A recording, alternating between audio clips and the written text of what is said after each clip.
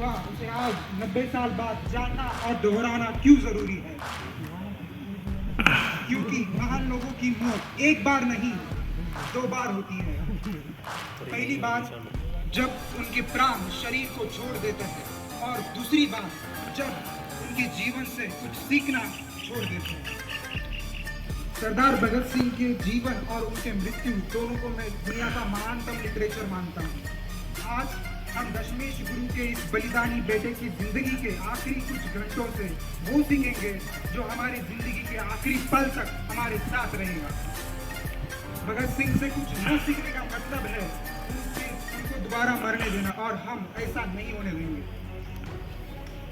न जाने किसकी नजर लग गई थी पैरों को, तमाम उम्र चले और कहीं नहीं पहुंचे। ऐसा होता है जब चलने वाले को यही न पता हो कि पहुंचना कहाँ है। हम में से कितने ही काबिल लोग अपना लक्ष्य चुनने में इतनी देर कर देते हैं कि उस लक्ष्य तक पहुंचने के लिए वक्त ही नहीं बचता। भगत सिंह सिर्फ 12 साल के थे जब पंजाब में जलियांवाला बाग हत्याकांड हुआ। सिर्फ 12 साल। वो बैसाखी का दिन था। ब्रिटिश फौज ने उत्सव का दिन मातम में बदल दिया। हजारों लोगों को, बेगुनाह लोगों को गोलियों से भून दिया। भगत ने लहू से लाल हो चुकी जलियांवाला बाग की मिट्टी को अपने मुट्ठी में भर के सौगंध ली, अंग्रेजों को छोड़ूंगा नहीं।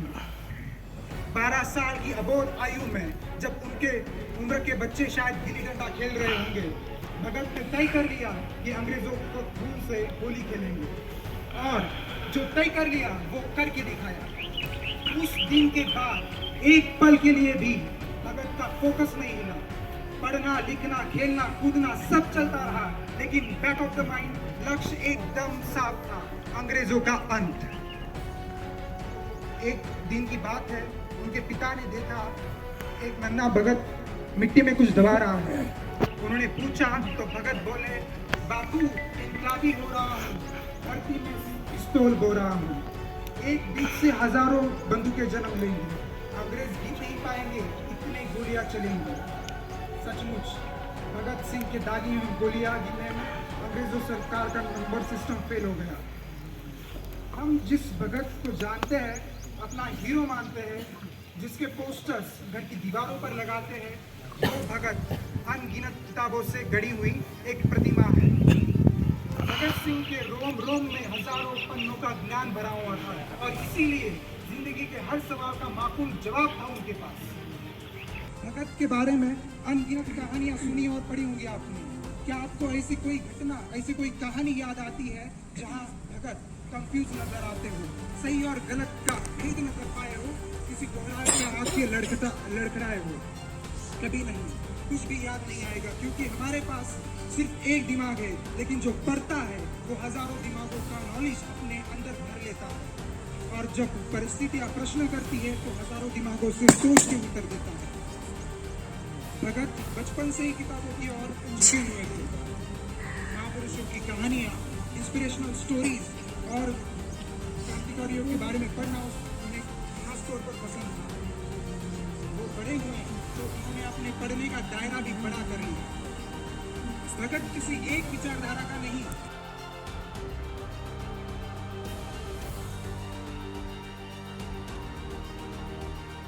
जेल में थे तो लेनिन को भी पढ़ते थे और सावरकर को भी पढ़ते थे, मार्क्स को भी पढ़ते थे, विवेकानंद को भी पढ़ते थे, मेजिनी को भी पढ़ते थे, और गुरु गोविंद सिंह जी को भी। सावरकर की लिखी हुई किताब हिंदू पद शाही भगत ने बड़े गौर से पढ़ी थी, और मैं गौर से इसलिए कह रहा हूँ क्योंकि उन्होंने अपने डायरी में इस किताब से बाकायदा नोट्स बनाए थे।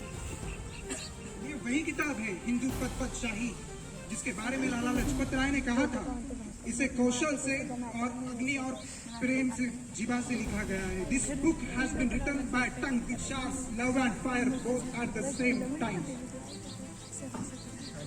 भगत ने जब जो किताबें पढ़ी एक साँचे में डाला, उनकी सोच को नया आकाश दिया। लेकिन मैं ये नहीं मानता कि लेनिन और मार्क्स की किताबों ने भगत को क्रांतिकारी बना दिया। भगत क्रांतिकारी पैदा हुए थे। जलियांवाला बाग की मिट्टी हाथ में लेकर जब उन्होंने 12 बरस की उम्र में अंग्रेजों के अंत की सौगंध ली थी, जब वो मिट्टी में बंदूकें हो रहे थे तब तक तो उन्होंने लेनिन और मार्क्स को पढ़ा भी नहीं था। तो बहुत हद तक ये संभव है कि जुल्म के खिलाफ सशस्त्र विद्रोह करने की प्रेरणा उनको गुरु गोविंद सिंह जी से मिली है, क्योंकि बचपन से वो गुरु गोविंद सिंह जी को पढ़ते आ रहे थे। एक साधारण से परिवार में